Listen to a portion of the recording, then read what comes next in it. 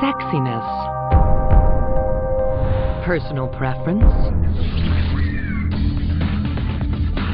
Or a complex biological equation. A new breed of researcher and a host of human guinea pigs uncover the surprising, sometimes shocking, science of sex appeal.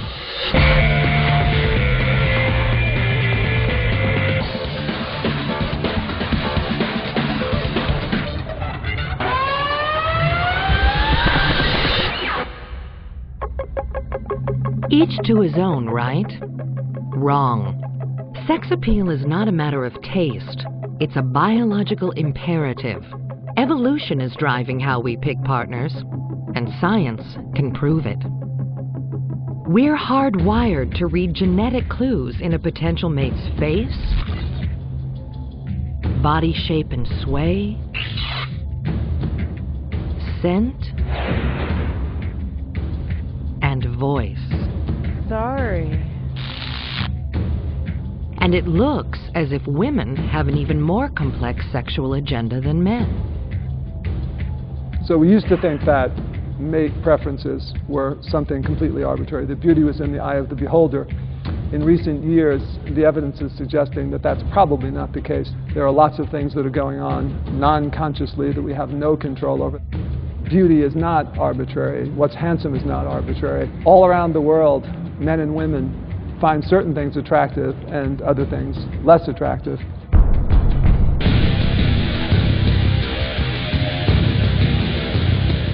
We all operate according to a genetic playbook. It tells us to couple with the hottest partner we can snag and makes us love being in love. Monogamy, even cheating, turn out to be programmed behavior. Everything is directed at passing on the best genes to our offspring and to giving those offspring the best shot at survival.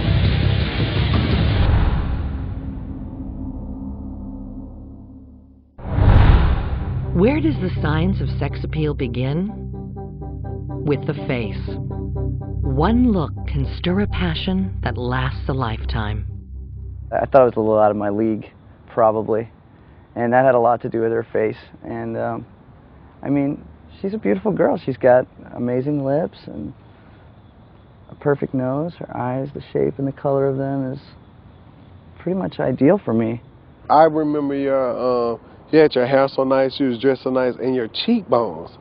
You have the highest cheekbones I have ever seen on a female. And I was like, is that real? The first thing I noticed were her eyes. And I thought she had really cute ears.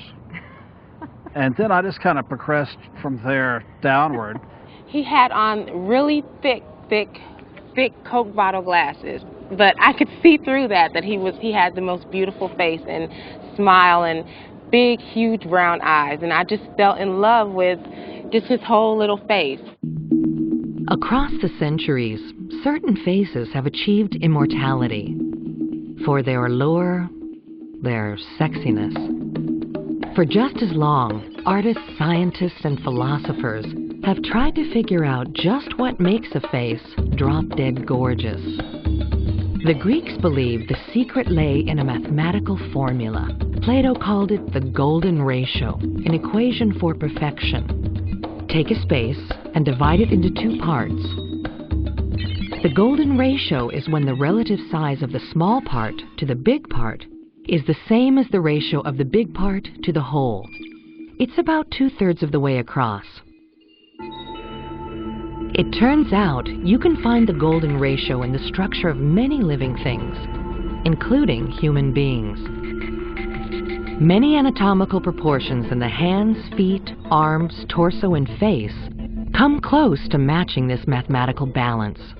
Kendra Schmid, a statistician at the University of Nebraska, uses the golden ratio to rate a face's sex appeal. We started with having people rate a series of images based on their attractiveness. We did find that some features are more important to attractiveness than others. The width of the eye being equal to the distance between the eyes, and the ratio of the mouth width to the nose width being equal to the golden ratio is important. All Kendra has to do is mark key points on someone's ears, eyes, nose, and mouth, and her software calculates how close that face comes to the golden ratio. If you look like Greta Garbo, you'll score a 6.5. 10 is perfection, but anything over 6 is attractive. Nefertiti gets a 6.8. This is a picture of a volunteer, and she scored about a 4.7, and that's a pretty average score. Over 7, and you're a knockout. And then Kirk Douglas, who's also about a 7. Kendra's program and the golden ratio make no distinctions between male and female beauty, but masculinity and femininity have a lot to do with what makes a face sexy. Psychologist Lisa DeBrine has spent years analyzing male and female faces. She works at the University of Aberdeen in Scotland in the foremost face research lab in the world. Like Kendra Schmid, Lisa breaks down the human face into its component parts: the eyes, nose, mouth, and skin. These are pictures of an average woman and an average man. They're made from averaging together 60 different student-aged Caucasian women or men. And they can show us what differences there are between male and female faces. The female faces have a slightly smaller jaw. It's less squared than the male jaw. And they have thinner brows than these thicker brows that men have. Men have a more sort of square hairline. But DeBrine doesn't just analyze faces, she creates new ones, taking real people, then exaggerating certain features. Here's an individual woman's face, and we can make her face more masculine. You can see her jaw getting slightly larger, her eyes seem to narrow, and the eyebrows come down. And you can see then, as we make her face more feminine, the jaw tends to get thinner, the eyebrows get thinner and come up. Which of these faces do you find more attractive? This one or this one?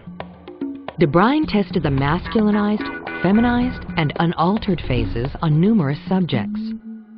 81% of the men preferred the more feminine woman,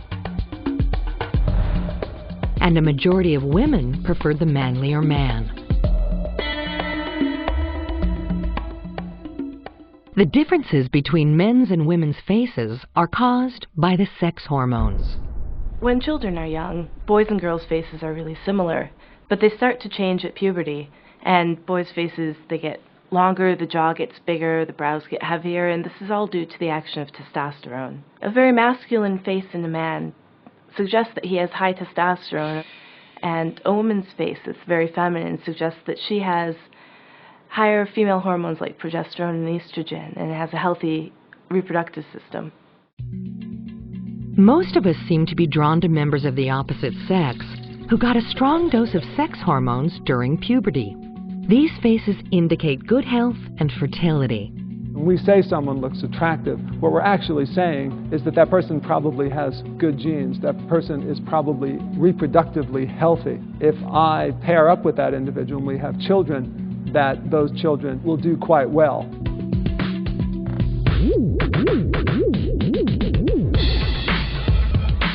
When we spot someone sexy across a room, the spark we feel stems from a lightning-fast subconscious analysis of that person's face.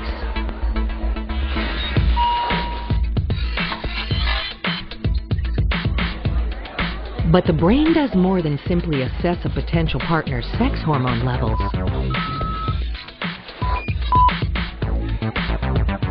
The face holds another major clue to genetic and physical health: symmetry. Imagine you could split your face in two and superimpose one side onto the other. Your eyes would line up evenly, your smile would be straight, and your nose, cheeks, and forehead would be perfectly balanced. The symmetry of our faces is determined by events that took place before we were even born. The human fetus is designed to grow in two equal parts around the central axis of the spine, but it doesn't always happen that way. Tiny genetic abnormalities, poor nutrition, even mild infections can slightly alter our facial design, leaving a permanent, if subtle, record. De Bruijn devised an experiment to test the connection between symmetry and sex appeal. She chose a man and a woman and switched into makeover mode.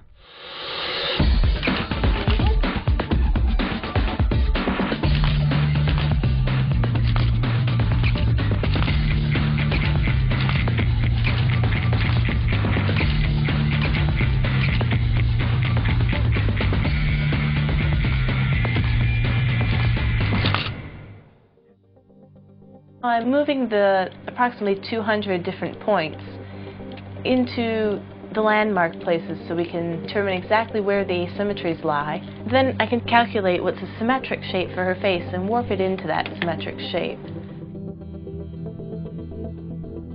Here's a picture of the same woman, but wearing a different outfit and with different hair. And now I'm going to make her face less symmetric by exaggerating the asymmetries that are already present in her face. Lisa mounted the pictures on a university wall, told passers-by they were twins, and asked which was the more appealing and why.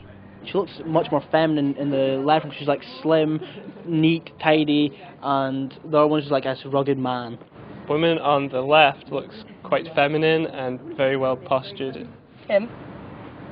Okay, I'd say I find this one more attractive. It's the right one. The right side of the face seems to be in a different level than what the left side of the face was. I think he's more attractive. He has less darker circles. His lips aren't at an angle. 8 out of 10 men and women preferred the symmetrical face. They're subconsciously responding to fundamental clues about physical and genetic health, clues planted in the womb. But just as we're looking for clues about other people's genetic health, we're trying to advertise our own. One of the strangest findings in face research is that faces can undergo subtle changes from one day to the next. De Bruijn has gathered evidence that women get more attractive when they're ovulating. We've done studies looking at how women's faces change across the menstrual cycle and compared what their faces look like at ovulation when they're most likely to get pregnant and at other times in the cycle when they're less likely to get pregnant, and had people choose between the two faces. And people were more likely to choose the face at ovulation as the more attractive face. Now, we're not entirely clear why there's this difference, but we think that the women might look healthier, have a bit of a healthier glow when they're ovulating. Masculine, feminine, symmetrical, fertile. All secret components of attraction. And that's just for starters. There's a lot more to sex appeal than just a pretty face. What makes a body sexy? Judging from the images advertisers bombard us with, the ideal woman has a thin waist, curvaceous hips, long and slender legs. For a man, it's broad shoulders, strong pectoral muscles, and washboard abs. But are these the features we all find attractive? Science has unlocked the secrets to a sexy face. Now, it's time to move down. Sometimes she'll just give me a little flash, so that's... Sometimes. Yeah, I like that. Yeah, that's nice. He's proportional. He has nice thighs, too. He doesn't have that chicken leg syndrome, where they're real big up top and then have these little skinny, tiny legs. No, he has a great body. The first date that we went on, Jimmy had on this white miniskirt. The waist was very thin, and then all of a sudden, pow! Booty just out the window. She had a really nice body. She was built, really built. And that's what got me. And I didn't really go much further than that. At UCLA, Carrie Johnson is trying to work out which body shapes are guaranteed to drive us wild. She's photographed hundreds of different bodies and asked hundreds of test subjects to rate them. As her subjects view different bodies, she scans where they look with an eye tracker. Just look right in the middle, please. The dot shows where her subjects are focusing.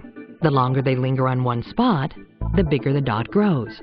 And you can see that he's looking all over the place. He spends quite a bit of time looking at the person's face.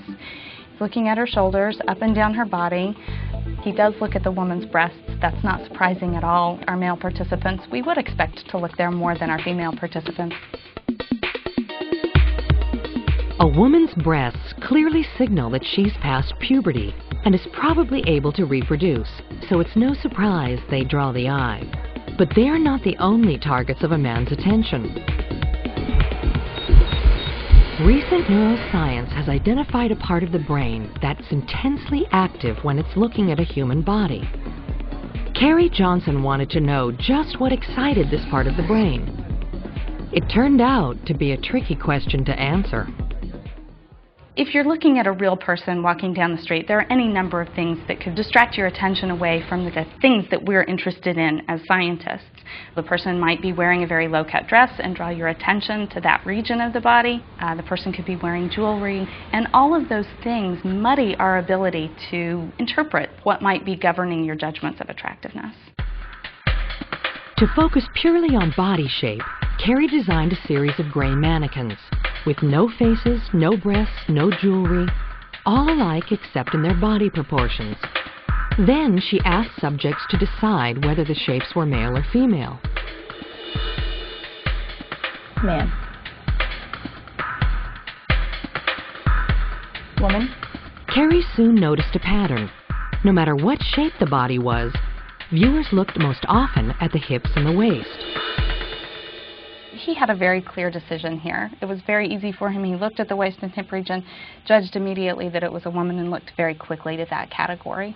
This body is a little bit more ambiguous, and this scanning back and forth might imply that he is just not as sure about this body. All humans, Carrie discovered, use the hips and the waist as an indicator of a person's gender. The reason is simple. The sex hormones which surge through us at puberty dramatically reshape a woman's waist from straight to more of an hourglass. Researchers have put a number on what appears to be the sexiest female body shape. Her waist should be 7/10 as wide as her hips. Artwork across the ages shows that this ratio, very similar to the golden ratio, seems to have been the ideal throughout human history. Even for Stone Age humans who carved this 20,000-year-old fertility statue. When we began this work, the dominant theory in why bodies were attractive really focused on one cue, and that is how curvaceous the body is. And it was theorized that this was because that particular body shape signified health or fertility. The most attractive women were those women that were healthy and that were able to bear children. But Carrie Johnson's research also uncovered what at first seemed like a serious contradiction to this theory. Although men found the fertile ratio of 7/10 attractive, they found 6/10 and 5/10 even more attractive. And at 5/10, the woman's waist would be so narrow she'd be unable to bear children. If it were the case that the body's shape is an important cue to health and fertility, then you might expect that judgments of attractiveness would be less for extreme bodies that don't actually exist in nature. In fact, we find the exact opposite. The most attractive bodies in our stimuli are the most extreme. They have the narrowest waist relative to the hips, so narrow that it doesn't exist in nature, and yet our observers say that's attractive. This seems to fly in the face of all the links scientists have found between sex appeal and health and fertility. But actually, it doesn't. Because the missing piece is that our brains judge how a body looks as it moves. In the 1970s, some of the first studies of human body motion were conducted by Johansen, who applied reflective material to the body's major joints, essentially ping pong balls or reflective tape. And he filmed people walking or doing jumping jacks, performing many activities. Now, when these videos were played back to observers, all you can see is those points of light moving. And the question was, can people even tell that this is a human? The answer was unequivocal, yes. And this speaks to just how important the body is, and specifically body motion, for social judgment.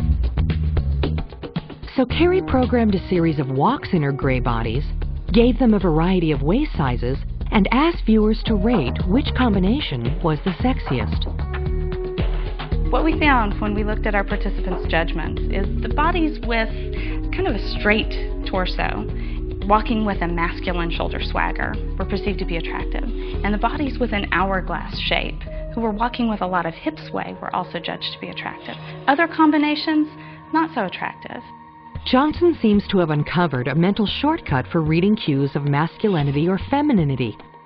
In other words, we're lazy. Don't make me think too hard. Is this body worth mating with or not? What we think is going on is not really anything about health or fertility, but rather the combination of cues. This is an easy combination to understand. This is a masculine man. It's very easy for the person to process, and therefore it's very attractive. On the flip side, when you have a very feminine woman's body shape, it's very easy to process, and therefore it's more attractive to our observers. And what's true for the observer also seems to hold true for the observed. Carrie asked flesh and blood subjects to walk on a treadmill while she filmed them. She gave half of her subjects one explanation of what she was testing. What we're going to have you do today is find a comfortable walking speed here on the treadmill, and then we'll analyze your walk motion for its efficiency using a computer algorithm. Okay. And the other half, another.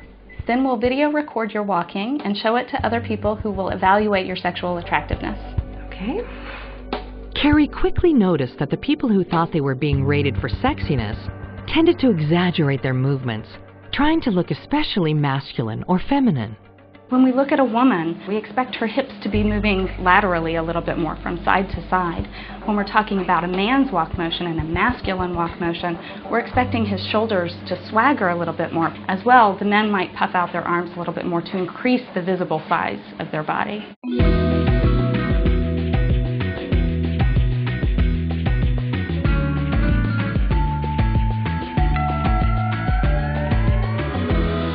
Here's a woman walking normally, and here are the swaying hips of one who thinks she's being judged for sexiness.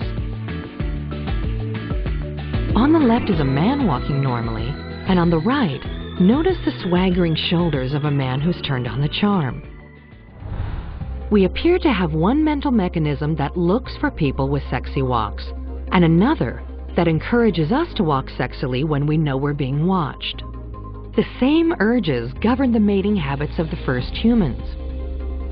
An irregular walk could betray genetic weaknesses and a limited life expectancy.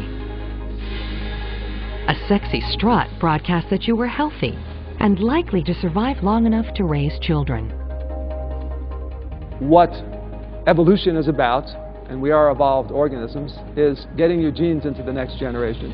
And so we are extremely attentive to cues of how healthy this person is, how good are their genes. We have mechanisms that are designed to detect these subtle characteristics in other people. But not everyone has the perfect body or the perfect face. And here's where sex appeal gets ugly. 20 men and women are about to fight for the best mates, all in the name of science.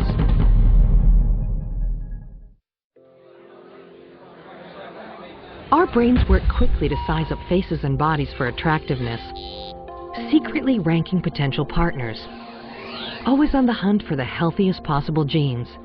But not all of us will be able to snag a perfect 10. We do the best we can.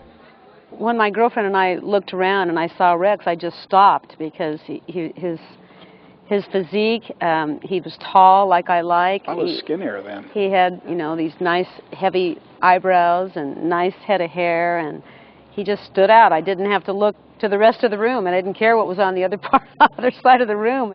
He's got that sort of like puppy dog thing going for him, the big brown eyes, and I don't know, he's got a nice smile. The way she walks, the way she talks, the way that she sort of has a little devilish turn smile, gives you an imperative, makes you feel like a very, very small boy in a room full of men.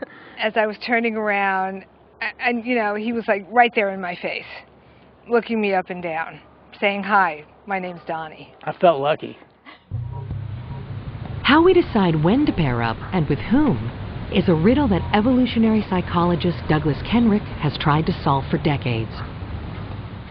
If we all just went for good genes, everyone would be unhappy if the guys didn't end up, with Jennifer Lopez or some other fashion model. They would just stop then, and the women would stop if they couldn't get Brad Pitt or some extremely handsome guy.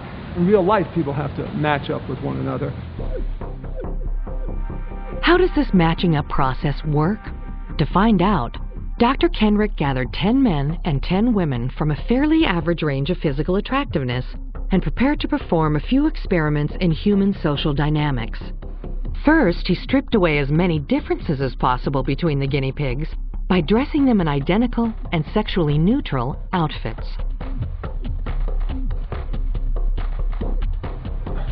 Okay, now you're going to play a sort of a mating game. You all have a number, as you can see. You can't see your own number, but you can see the other people's numbers. Offer your hand to someone, and if they accept it, then you've paired up and you walk back to the back. If the person does not accept your offer, then you'd move on and offer it to someone else. Again, the task being to try to get the highest number that you can, and realizing that you have a number on your own head that they are responding to as well.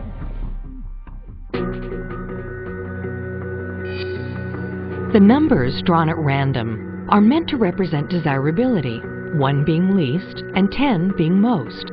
In the real world, where most of us don't know exactly how attractive we are, we tend to aim high, trying to snare a 10. Then, gradually, we work our way down to someone who will accept us.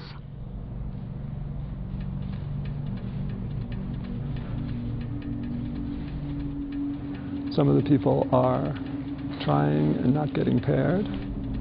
The 2 people who were 5s have paired up with one another.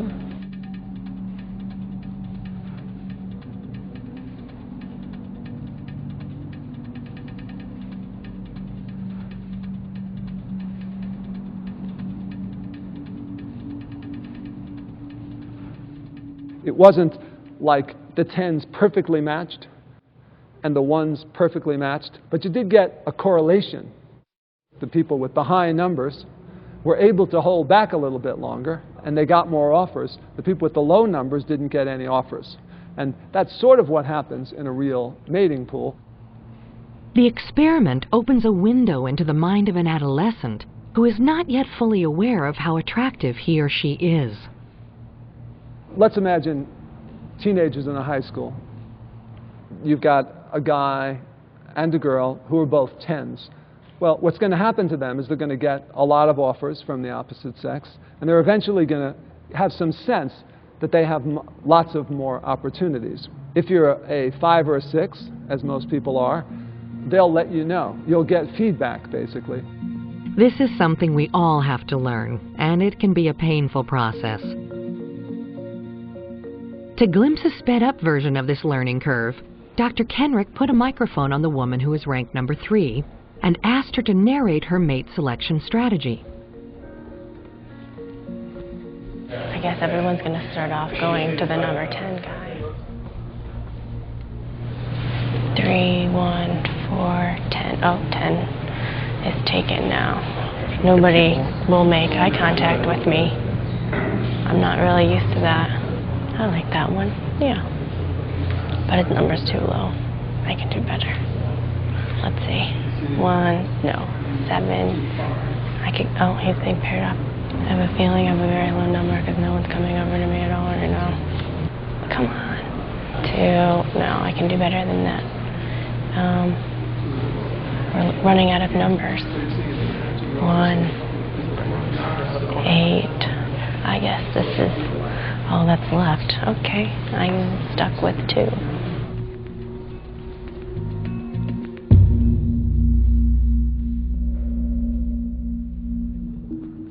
After using random numbers, Dr. Kenrick wanted to see how things would turn out if he let true physical attractiveness drive mate selection. When the volunteers first arrived, before the men and women met face to face, Kenrick had them rate each other's physical appearance on a scale of 1 to 10. He pooled the numbers for each person and came up with an attractiveness rating. Now it's time for the test subjects to try and reel in the most physically attractive person they can.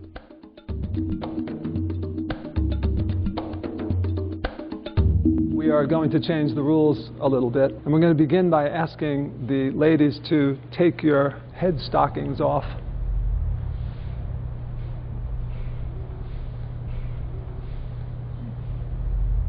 Okay, now if the guys would all remove their head coverings.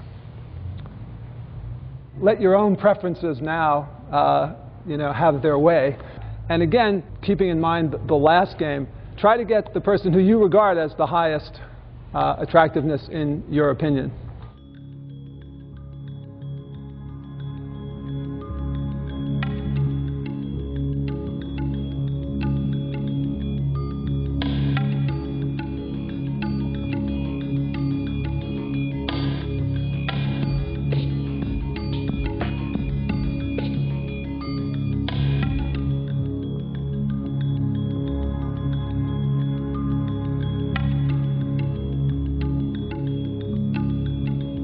Just as Kenrick expected, each person found a partner within a point or so of themselves. So is it really the case that from the day we're born, the die is cast based purely on the way we look? Thankfully, no. Physical attraction is not the only criterion for choosing a mate. There's a lot more to sex appeal than meets the eye. I love red wine.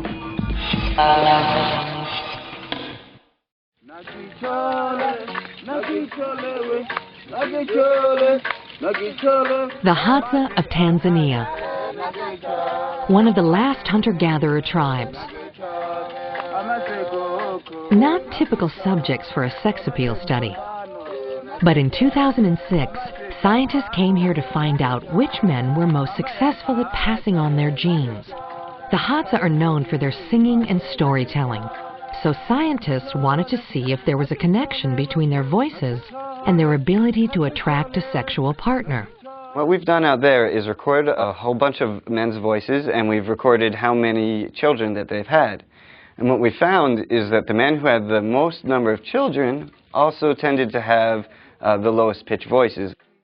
Ujambo. And the men with the highest pitch voices tended to have the least number of children. Ujambo. Ujambo. Ujambo. Ujambo. Ujambo. How could the sound of your voice have anything to do with the number of children you father? We think the significance of a person's voice in terms of its sound may be related to the fact that during most of human evolutionary history, when the sun went down, it was lights out. And therefore, at night, sound was one of the principal domains in which critical kinds of interpersonal interactions occurred. At the forefront of these nocturnal interactions were seduction and sex.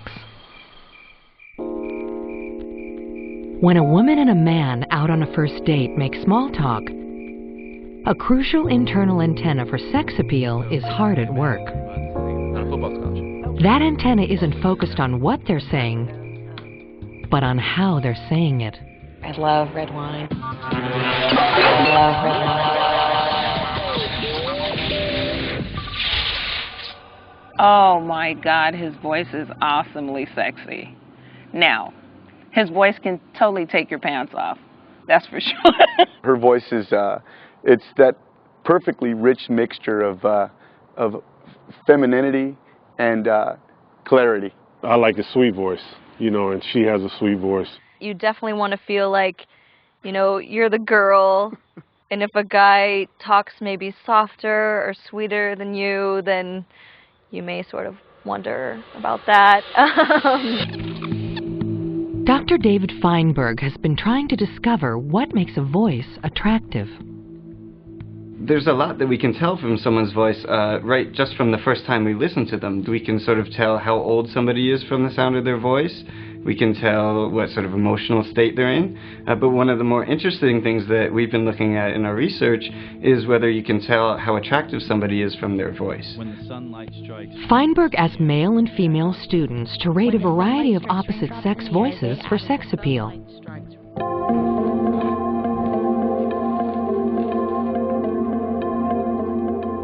When the sunlight strikes raindrops in the air, they act as a prism and form a rainbow. When the sunlight strikes raindrops in the air, they act as a prism and form a rainbow. When the sunlight strikes raindrops in the air, they act as a prism and form a rainbow. When the sunlight strikes raindrops in the air, they act as a prism and form a rainbow. Nearly across the board, men chose women with higher-pitched voices. I found the high-pitched voices better. It sounded more feminine. It really sounded more like someone who was younger, close to my age, and probably more fit. I thought it was healthier and younger and sexier. When we think about women's voices, the first thing we might think is men are really liking these soft and low sort of voices. But what our research shows is quite the opposite. One of the main reasons why is that younger women have higher pitched voices, and women with higher estrogen levels also have these higher pitched voices.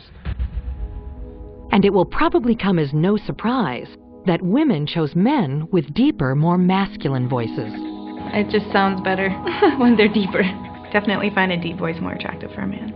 The deeper voice, it just seems like they might be stronger or bigger maybe than the higher pitched voice.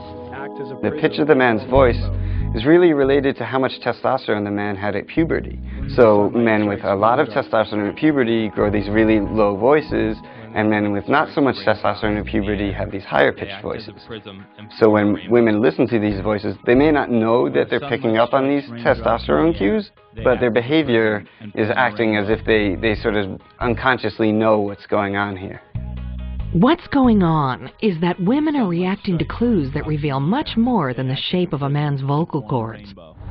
Because testosterone levels in a pubescent boy don't just create a sexy voice, they build a sexy face and usually a sexy body too.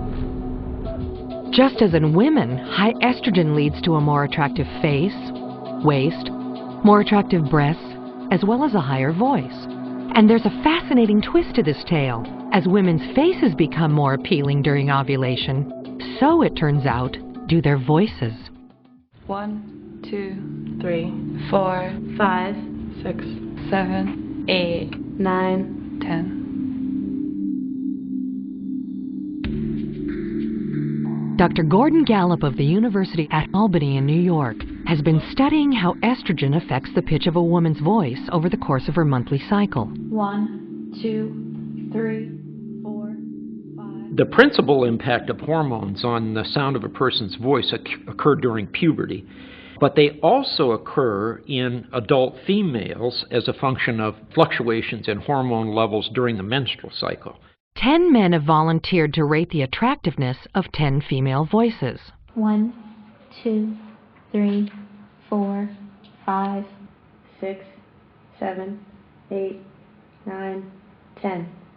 At the end of the experiment, Dr. Gallup reveals a surprising bit of information to his subjects. You may or may not have noticed that some of these voices came from the same females. In fact, there were 4 females who participated in this, and we recorded each of their voices at different times during their menstrual cycles. This is the voice of one of the women.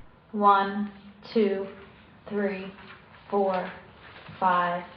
And here is her voice again at a different point in her cycle. 6, 7, 8, 9, 10.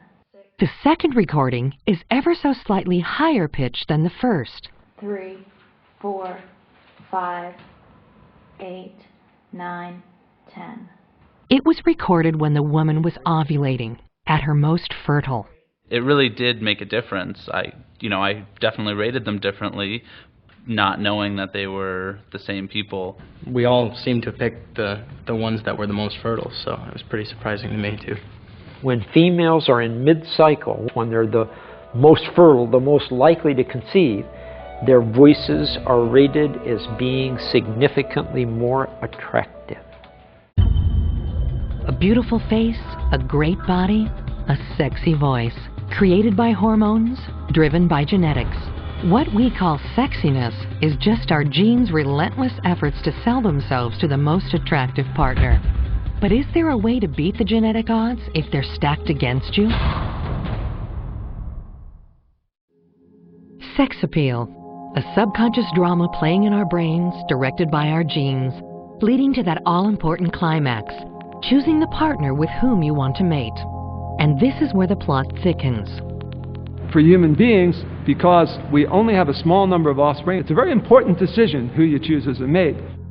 A lot of people say, oh gee, both men and women like attractive partners. But an attractive man is not quite the same as an attractive woman. There's pickiness in both men and women, but we're picky about slightly different things. The difference between what the sexes want in a partner is reflected in the way they present themselves.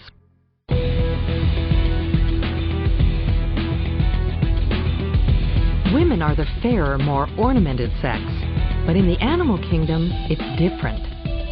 Males have developed elaborate adornments to attract the attention of would-be mates. Male peacocks have eye-catching feathers. There's the bold mane of a dominant lion. Human males don't sport such obvious anatomical adornments, but there's one thing they do have. Toys. A car says a lot about you. It makes you look more stable. It makes you look better. It attracts more. It brings those eyes from the ladies. I mean, that's what it is. A car, in a way, makes you. Because what you drive is what you are. So human beings, as typical mammals, the selectiveness of females for dominant males leads to competition amongst males. It leads to various kinds of showing off. It's sort of the same thing in a lot of other mammalian species. If you go up to the Rocky Mountain National Park, you'll find those big-horned sheep. The males arrive before the females do, and they butt their heads against one another. The females don't even care to watch the competition. What the females want to know is who won. And so, in some sense, these auto clubs are probably very similar to that the men are just saying, hey, look, the other guys look up to me. And what the women are paying attention to is which guy is at the top of this status. They let the men do the work of deciding who's on top, and then they choose them as mates. Well, you know, we want somebody, you know, that, well, I would call a boss, that's, you know, doing big things, that's handling his business. So, you know, he has nice clothes, dressed nice car. I mean, he takes care of himself. He cares about his appearance. The reason women are choosier about men is because sex can be much costlier for them. Men can have sex and walk away. Women could face 9 months of pregnancy and years of childcare. Women want good genes and deep pockets. A good analogy is this: if you're going to go out to eat in Los Angeles tonight, you're going to spend $200, you'll read the restaurant reviews, you'll be very careful, and you'll be very disappointed if you don't get a really good meal. If you're going to spend $5 and get something off some guy on the street, you'll be happy with a lot less. Now, from the perspective of evolution, men have the option, all mammalian males have the option of a $5 dinner. Females do not. Women's desire to share the burden leads them to search for clues beyond simple physical attractiveness. Clues to a man's status, wealth, and overall suitability as a partner and protector of her and her brood. Researchers in Austria have shown that women can actually change their perception of a man based on the car he drives. They asked women to rate pictures of the fronts of cars, just as they would rate photos of men. Car faces and the form of car fronts actually affect our perception of them and which personality we would attribute to this car. Women actually prefer cars which show dominance and power, which could also have something to do with the fact that we assume that this kind of car is safer, and it's usually the more expensive types of car. A lot of what goes on in mating is truth in advertising. People are basically trying to say, here's what I have going for me, and they try to amplify it. I mean, he might not be the most attractive, but when you find out, you know, that he's got it together, he's got swag, he's got style, he's a top dog, that makes me want him, you know, opposed to the other ones, because he's a top dog. The bottom line is you need a tight car, a nice car, to get a nice chick. Men prioritize physical attractiveness, women prioritize status. So clearly, status, if a man has status, it can make a big difference. Even though I was supposedly in love with this other guy for about 3 years, I'm still looking around. I still don't have a ring, so I'm looking around, and all of a sudden I saw Rex, and he just stood out, and I asked to borrow a pin. And he hands me this gold cross pin. Of course, I'm impressionable. I'm thinking, wow, this guy's classy, a gold cross pin. Well, also salesman, you know. I felt so pathetic. I was like, how am I possibly going to be able to like impress this girl or take her out on a date? I'm literally collecting an unemployment check right now. I might as well live in my mom's basement. There's no chance. I have no chance. But I knew that he had another job. Like if you were just like indefinitely rotting unemployed, away that would not. I would not have gone out on a date with him. That's what did it. One gold pin. Human reproduction is not just about sex, okay? Choosing a partner is a small part of the game. You then have to keep that partner. You have to build a nest, in a sense, with that partner, and then you need to raise children together. And so even attractive women will marry men who are not as handsome as they are beautiful, because they're trading for other sorts of characteristics, for resources or commitment. A small experiment reveals just how directly social and financial status can change a woman's perception of a man. Photographs were taken of the men from the mate pairing experiments wearing normal clothes. Each man was assigned a fake job. Some worked retail, others became high-flying music executives. The pictures were then shown to random women on the street. Based on his physical attractiveness, this man got a 4 out of 10 in the lab test. But give him an annual income of $245,000 and a high-status job. I would say maybe an 8. Okay, 7. I'd probably do 6 or 7 because of money. This guy got a 9 in the lab, but now with a 23 grand a year paycheck from an office supply store, he experienced a serious loss of sex appeal. A 5. 4. And this guy, who ranked lowest of all the men in the lab, got a boost from his imaginary 6-figure software business. A 10.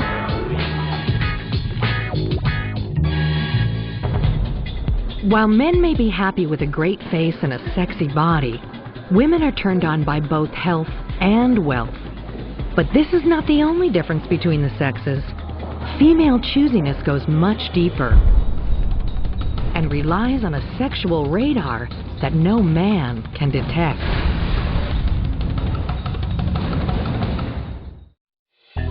Sexiness. We all think we know it when we see it or hear it. But does sex appeal have a smell? I could smell him, and that was just really, I think it gave me goosebumps because he was so yummy. After a long, hard day's work, she smells better than when she left in the morning. I think she smells like grapes.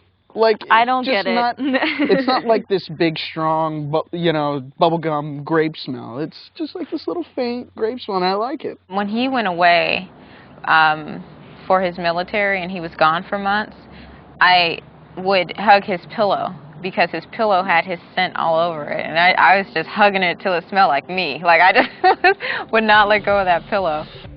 A whole industry has developed around the idea that certain scents drive us wild and bring the possibility of sex one step closer.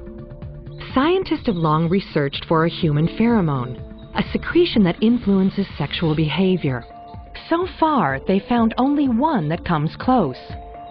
Men produce the hormone androstenone in their apocrine glands, which cluster wherever there's body hair. But it's hardly a love drug. Females hate the smell generally of males. The androstenone seems to smell like musk in the beginning and then turns into a urine-like smell. In Vienna, Austria, evolutionary biologist Carl Grammer is leading the world in the hunt for human pheromones. Early in his research, Grammer discovered that there was a point in the female menstrual cycle when women stopped finding the acrid smell of androstenone distasteful and began to like it. Suddenly, at the point of ovulation, males smell good, and attractive males especially smell good. So for men, androstenone is an efficient mating radar, repelling women unless they're fertile. But the link between a woman's sexual interest and a man's smell is even more complex than this. Salty water from a man's sweat glands blends with androstenone from the apocrine glands, and together they nurture the bacteria that live on the skin. It's a microscopic breeding ground that gives every man a unique smell. A smell that women are sharply attuned to. Elisabeth Oberzaucher, a member of Grammer's team, has found the perfect way to capture eau de man.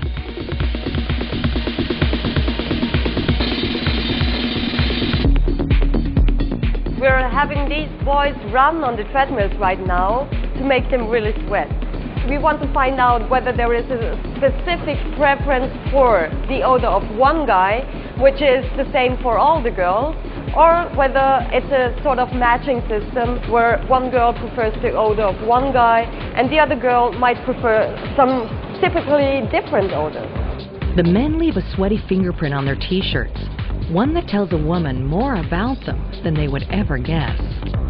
Odor, for me, is a very interesting signal because it affects us on a very subconscious level. So we cannot really consciously interfere with what odors do to us, how we perceive them and so on. In our brain, the processing of odors is very closely related to emotional responses. Not only emotional responses, but genetic ones. There's an intimate connection between how we smell and what's called the major histocompatibility complex, or MHC. MHC is a section of our DNA that determines which diseases our immune system is equipped to fight. There are about 100 genes within this region, each with many different variants. No two people have the same MHC combination, and no two people smell the same. We don't really know so far how our immune systems get into our body odor, but there is scientific evidence that they are linked. Our immune system actually determines which bacteria can live on our skin, and the bacteria is actually what makes our sweat smell. So how do women react to men's sweaty t-shirts? The basic answer is not too surprising. Unfortunately, the most of these smells are not very sexy. And sometimes it's very hard to smell the differences between them. Yeah. But not all women feel the same way. There was one smell I didn't find that unattractive. It was mild and not so much intense, and I wasn't disappointed about that. That one of our women liked one of those odors very much might have two reasons. First of all, she was in her fertile window, means the general dislike of male odors was reduced. And the second reason would be that her MHC, her immune genes, were obviously quite well matched to his. Oberzaucher and Grammer found that women only liked a man's smell if two conditions were met. First, the woman had to be within a day or two of ovulation. Second, the MHC genes of the man had to be significantly different from their own. This result has now been reproduced across the world, including in Marty Hazelton's lab at UCLA. What people prefer is body scents that are different from their own. So you get one set of genes from each of your parents. If you get different genes from each of your parents, it's thought that you have superior immunity than if you get the same MHC genes from each of your parents.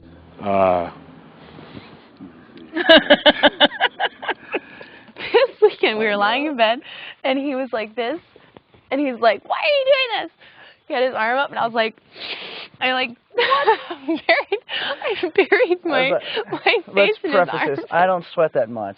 If I were comparing the smell of Rex to a fine wine, I would say smooth and mellow and very delicious.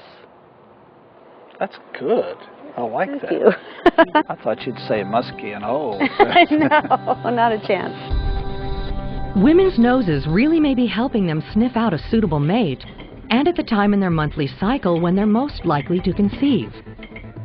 But Oberzaucher's team had a hunch that women's sense of smell was also doing something else, steering them clear of relatives. To test this, they tried a variation on the smelly t-shirt experiment. Among the t-shirts being rated, Oberzalker placed one belonging to a woman's brother or father. When confronted with the sweat of a family member, the related woman had a strong and strikingly negative reaction. It's actually this dislike of closely related people is a sexual dislike. So this is a sexually repellent odor. Now we actually think that the major role of dislike of similar odors would be in incest avoidance, because closely related individuals will have a very similar immune system and therefore very similar odors. Incest is a social taboo because it's a biological time bomb, leaving offspring with highly vulnerable immune systems. No wonder nature placed incest avoidance in the hands of a scent so deep that we're barely conscious of it. Evolutionary scientists believe early humans relied on the sense of smell much more than we do today. In ancestral environments, there's a lot of uncertainty about just how closely related you are to others. If people are living in groups where there are extended kin, then you could be fairly closely related to individuals who aren't even called your siblings. So detecting kin was not quite so trivial as just listening to who gets called your brother or your sister.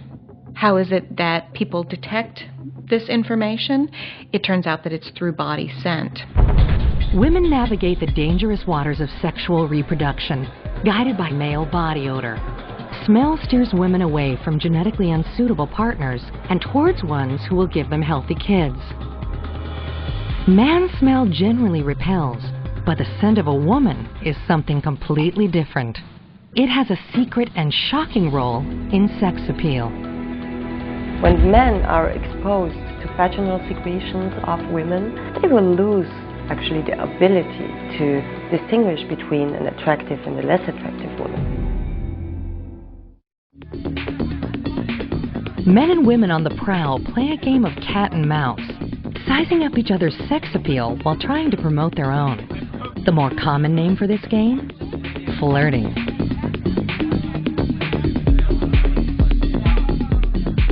Alright, so how do I flirt? Not a bad flirt. I'd say, well, I tend to smile a lot, so that happens. I play with my hair. I think I flirt with my eyes and body movement. I'm not the aggressive type, so I sit back and maybe try to catch some eye contact. Well, I have the long hair, so I usually toss that around a little bit and give my sexy eye.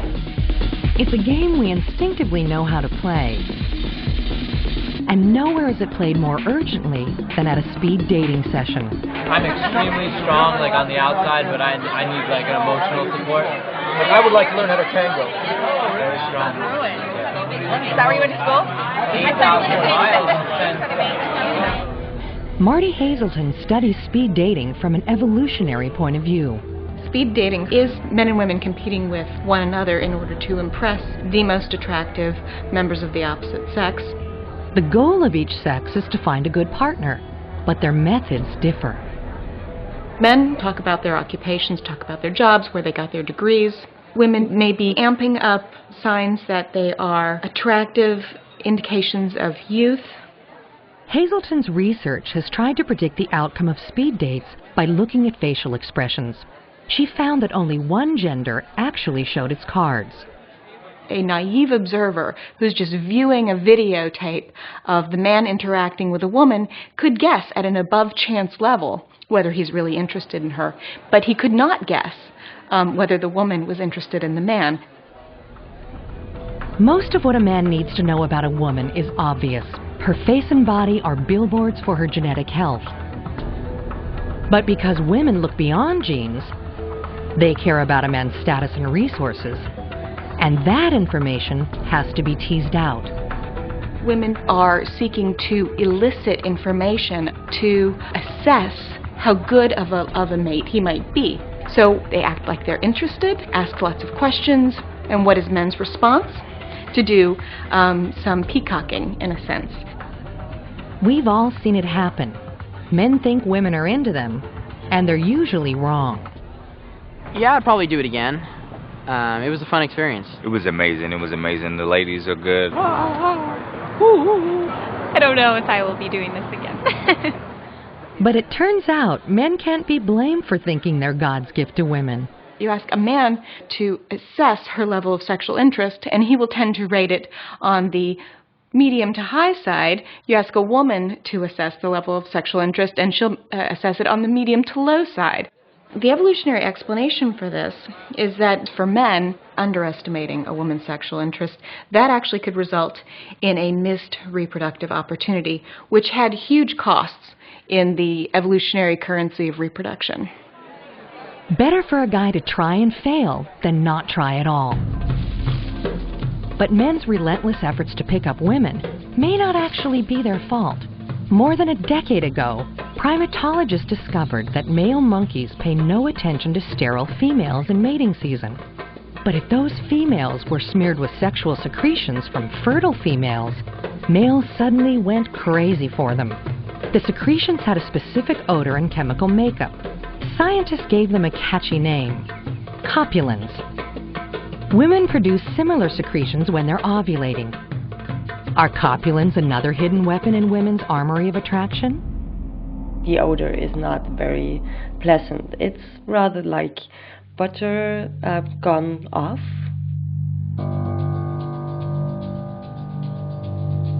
In Vienna, Karl Grammer and Elisabeth Oberzaucher created artificial copulins and designed an experiment to find out what they did to men. They asked subjects to rate photographs of women while inhaling a low dose of copulins, so low they were not actually aware of smelling anything. The results were startling. If a man looks at photographs of women, he will be usually able to tell that there are some more attractive women and some who are less attractive. But when men are exposed to copulins, they will lose actually the ability to distinguish between an attractive and a less attractive woman. One whiff of copulins causes an immediate spike in male testosterone levels. Testosterone usually makes you not able to think as clear as you usually do. And now the male cognitive ability to decide if a female is attractive or not breaks down.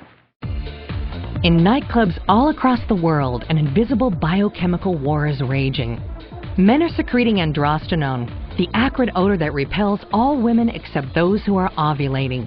And women fire back with copulins, which makes men find all of them sexy. And the biological subterfuge doesn't end there. Scientists are finding a whole menu of chemicals that influence every phase of attraction, from flirting to lust to love that lasts a lifetime. Attraction. It's the ultimate human magnetic force. But science is now discovering that attraction has many stages. And what starts as a single biochemical jolt can become a complex chain reaction. We'd kiss and talk and kiss and talk. So it took a while to get it all out, I guess. I don't know. But the kiss was quite passionate and a lot of fun. That kiss, yeah, that did it that night. I kissed him at the door. I don't even know if he knew.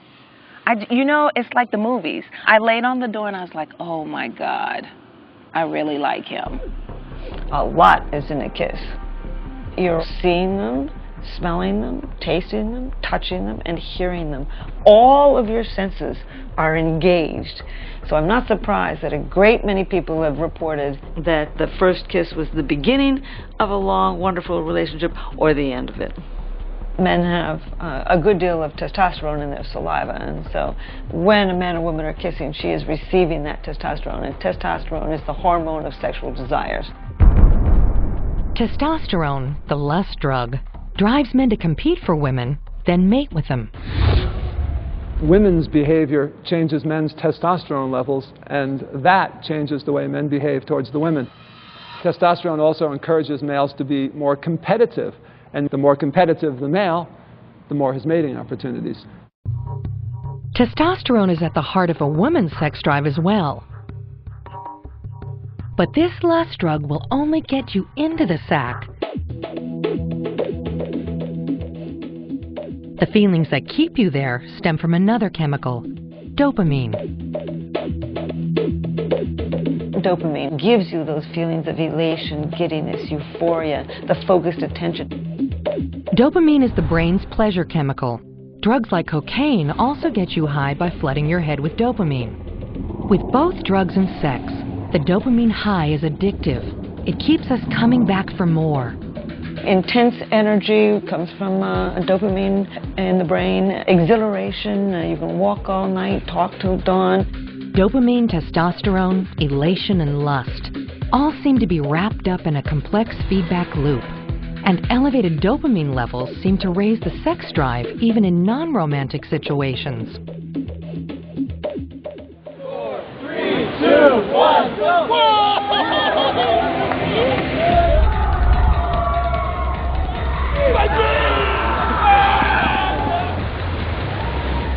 Thrill sports like bungee jumping deliver a huge dopamine rush. In the experiment to see how status affected men's sex appeal, several women rated this man's photo. 5, 4, 4. How do you think a group of women who've just done a bungee jump will rate him? 6, 7, 9. And I was just so excited, and the only person I could think of was my boyfriend. And when I saw him, he was really the only one I could see, and he looked amazing to me. All it takes is a shot of dopamine to the brain to put us in the mood, and then having sex makes us want more. Sure, if you feel euphoria, you want to experience it again. You go back for it. You can become addicted to it. You look for it again. You work for it. If testosterone triggers our sex drive and dopamine makes us addicted to the pleasure of sex, is there a chemical responsible for falling in love? In 2004, Dr. Lucy Brown and Dr. Helen Fisher began scanning the brains of young couples to see if they could detect physical evidence of love. Well, first of all, Julia, thank you. I'm always, we're doing this brain scanning, and we're scanning people who've just fallen madly in love. And how long have you been in love? 2 years and 8. When I set out originally, I was absolutely convinced that there would be a brain system associated with intense romantic love. It's too strong. It's too obvious. The poetry, the songs, the novels, the stories, the myths, the legends. It had to be a very basic brain system that evolved for a very important reason. And so I was pretty convinced we would find the brain in love. They put test subjects inside an MRI scanner and had them look at 2 photos. One of their significant other and one of a casual acquaintance. We wanted to find the part of the brain that was specific to looking at the beloved. So not just the visual system, there are face areas in the brain, there are all kinds of areas. What would be specific only to the beloved? The first thing Brown and Fisher noticed when the subjects looked at their significant others was activity in a part of the brain called the ventral tegmental area. This is where dopamine is made.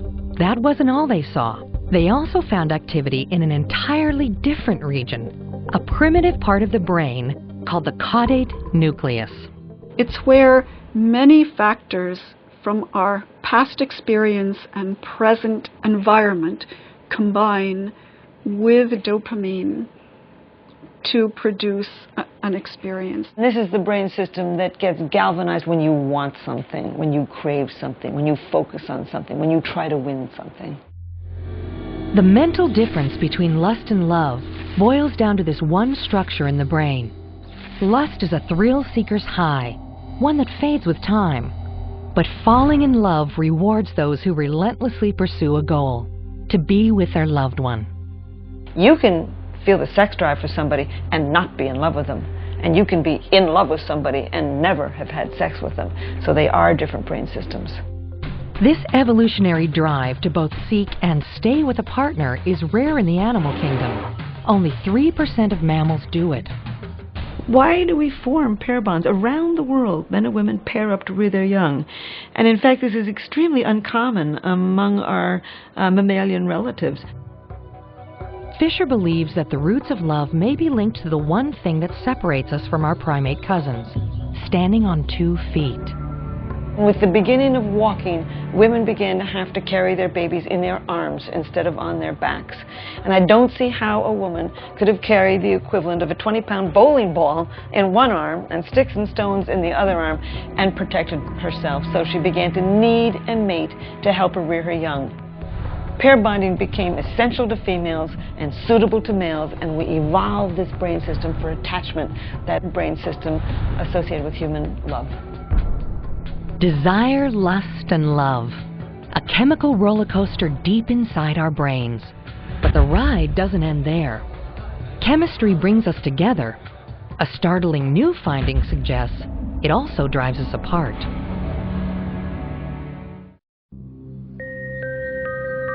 Are humans biologically programmed to mate for life? Most religions and cultures urge us to.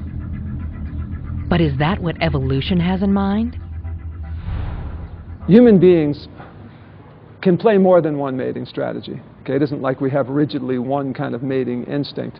Human beings may choose to mate in a monogamous fashion, one man, one woman, and they may stick together with that person. Or they may choose a different sort of a strategy, which is more like other mammals do, which evolutionary psychologists call an unrestricted strategy, in which people don't commit to one another. And you've got multiple sexual partners. It's long been thought that males are the more promiscuous sex, that they're the ones who play the field. After all, their involvement in child creation need be little more than a one-night stand. But new research is showing that women may also seek sexual variety in the most subtle ways. It's been proven that women tend to prefer guys with masculine faces. Well, some of the time they do. It depends on how close they are to ovulation.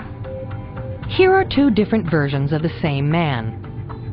Women prefer the more masculine one when they're ovulating, the more feminine one when they're not. The preference for masculine traits at peak fertility makes sense, but the next piece of the puzzle is a bit of a shock. That preference is not just restricted to single women. Women, even married ones, may be biologically driven to promiscuity. So women might choose as a long-term mate a partner who possesses good dad traits, kind, willing to provide for a woman and her offspring. Then, under certain circumstances, engage in unfaithful behavior in order to gain access to those sexy traits, those traits that are indicators of good genes that she could then pass on to offspring. When would this be for a woman? Well, first of all, when her long-term partner doesn't possess those traits. And secondly, during the narrow window within the reproductive cycle during which she could become pregnant. It doesn't make sense for a woman to engage in unfaithful behavior if she has no chance of conceiving an offspring. In Vienna, Karl Grammer's team has made an important breakthrough in the scientific study of infidelity. Research has shown that when women expose their flesh and make exaggerated body movements, it causes male testosterone levels to rise. Grammer wanted to see if women amped up their flirtation techniques when they were ovulating. So he set up a mobile laboratory in one of Vienna's night spots.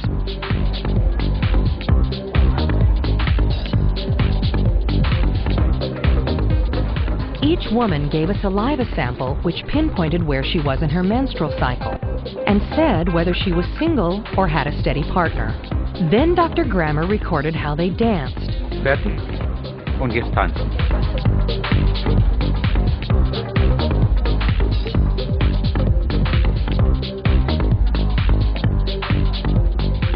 And photographed how much bare skin they were showing.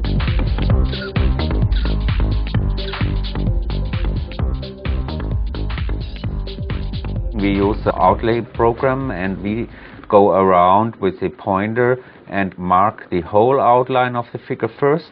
Then we measure the amount of pixels. These are 40,000 pixels in there. And the second step is then to mark only the skin. So now we have the skin only, and we have a percentage measure of the skin shown. We have 11,000 pixels. She is showing 25%, enough for a very cold autumn evening. We have a digital movie now, and what we basically do is we try to identify regions in the film where motion occurred. So there are little arrows which depict the motion, the direction of the motion, and the amount of the motion. When they added up how much women moved when dancing and the amount of skin they exposed, and compared it to the women's questionnaires, they reached a stunning but consistent conclusion. Actually, we found something quite shocking in our research. Those women who actually had a long-term partner but went out with a friend, not with their partner, were those who sent the most sexual signals. So who exposed most of their skin and moved most attractive. Women who were ovulating were more flirtatious. Not only that, women who were ovulating and had a steady partner were the most flirtatious of all. Women provoke competition by going out on their fertile days, having their long-term partner at home, and sending sexual signals, and then, yes, maybe do some double mating or whatever. Infidelity is not solely men's territory. Women also have adaptations that can lead them to stray from their long-term mates. Helen Fisher studied couples around the world to see how long they stayed together. She discovered a dramatic spike in breakups around 4 years into a relationship. I've taken a look at divorce in 58 societies, and I've looked at adultery in 42 societies, and I've looked at pair bonding in cultures around the world.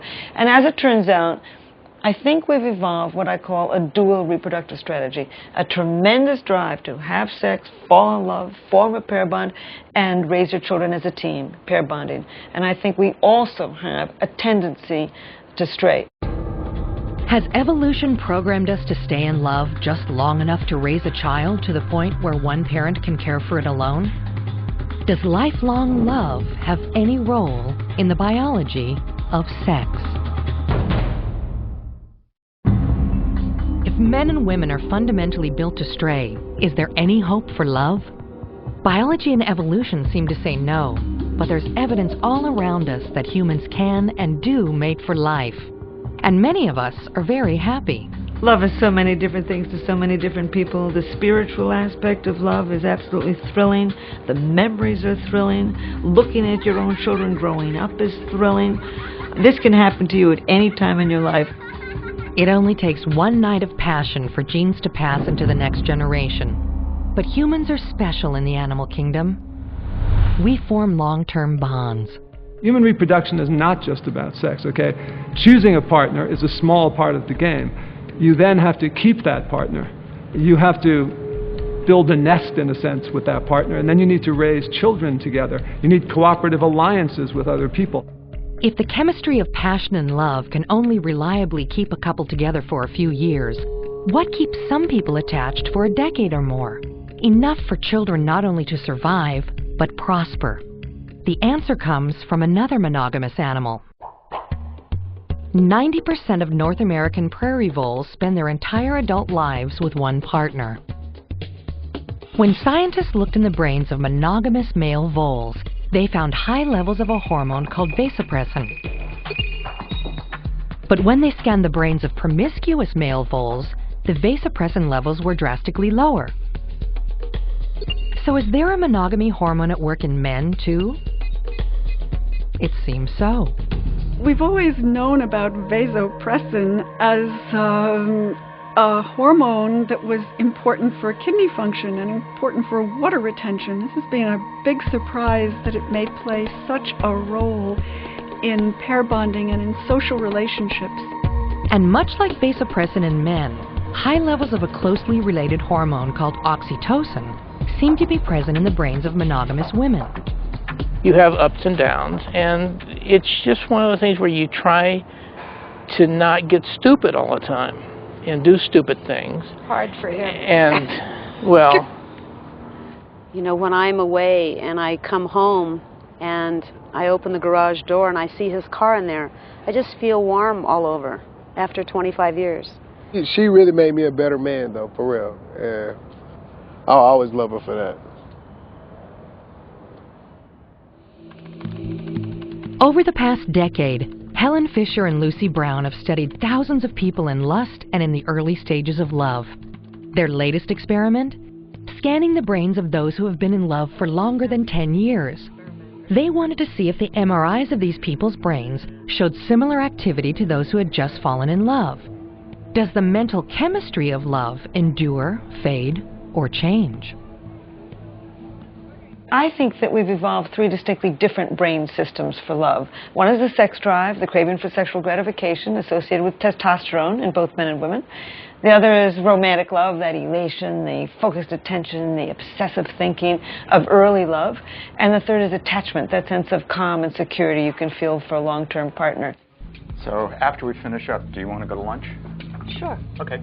Peter Cove has been married to his wife Lee for 24 years. They have 2 children together and run a small business in Manhattan. They are the epitome of love and happiness. My love for Lee is much stronger and deeper now and more complex than it was when it first exploded, and that's the word I would use. There was an explosion at the beginning. That explosion powered the love that has developed over the decades. Peter agreed to put his love to the test in Helen Fisher's study to see if his brain still pulsed with amorous excitement after 2 decades of marriage. It is scary. I mean, just think about the idea in the future that a couple is going to get married. It's determined that one or both of them aren't really in love. What do you do with that?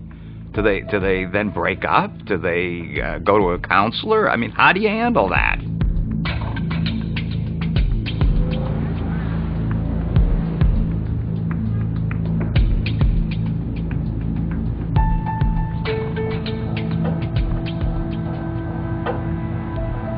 He's first going to see the picture of Lee, his wife, for 30 seconds. Then there's the countdown, counting backwards from a big number. And that's to change his thinking, get rid of all the thoughts about his wife. And then we're going to show him the picture of his friend. The scans show clear activity in Peter's caudate nucleus, the area that lights up when people fall in love. But they also show activity elsewhere in the brain. Come on over. Let me take a look. Been waiting a long time for this. This one here, you see that little red dot right there? That is your ventral tegmental area, that little factory near the base of the brain that pumps out dopamine and then gives you those feelings of elation and euphoria and the craving for her. Is that the same area when you first fall in love? Yes. It is, and that's exactly what we were hoping for. We were really hoping that you would have activity in exactly the same brain region that becomes active when you first fall in love. Long-term lovers seem to have found a way to keep their dopamine-driven lust centers active. You see, that, any kind of novelty drives up dopamine. If I bring people into her life, it just we bring new ideas. We wake up in the morning, say, "Have you thought of this? Do we think of that?" And also, we work together. Yeah. So there's this constant refueling of both parts, and a growing and a challenging. We challenge each other. The news is that you can remain in love with a long-term partner that you feel deeply attached to, something that most people around the world don't believe can happen. You can sustain intense romantic love, and Peter is a beautiful example of that. Is this all sex appeal boils down to? Hormones clustering in corners of our brains, ebbing and flowing with time? Is passion nothing more than a subconscious hunt for disease-resistant genes? Do we have any choice in who we love?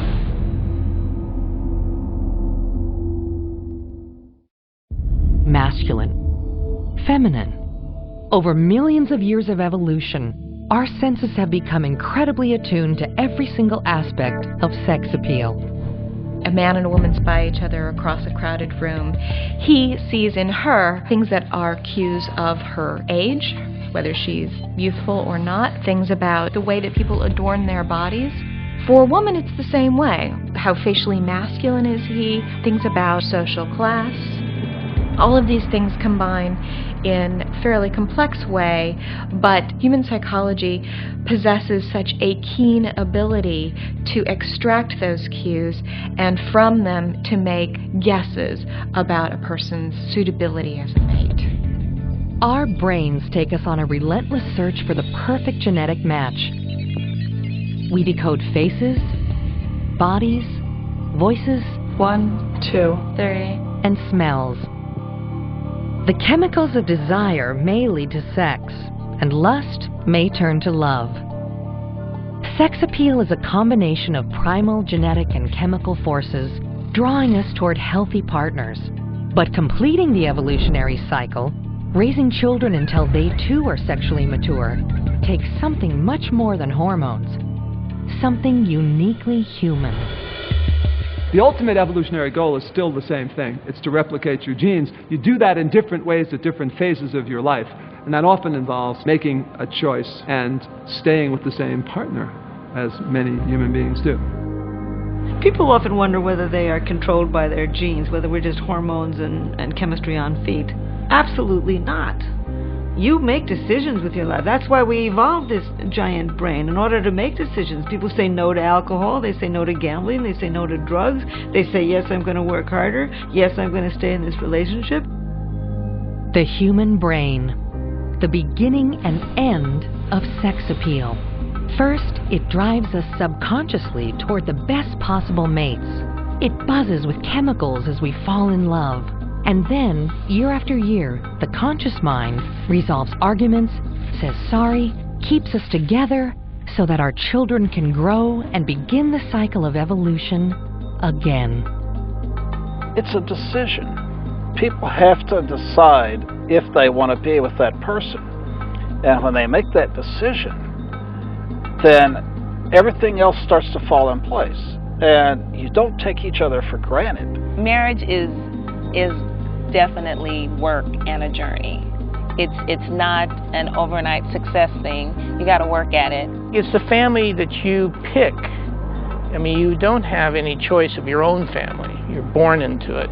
But you do have, hopefully in most cases, a choice of who to be with once you've become an adult. I love you. I love you too.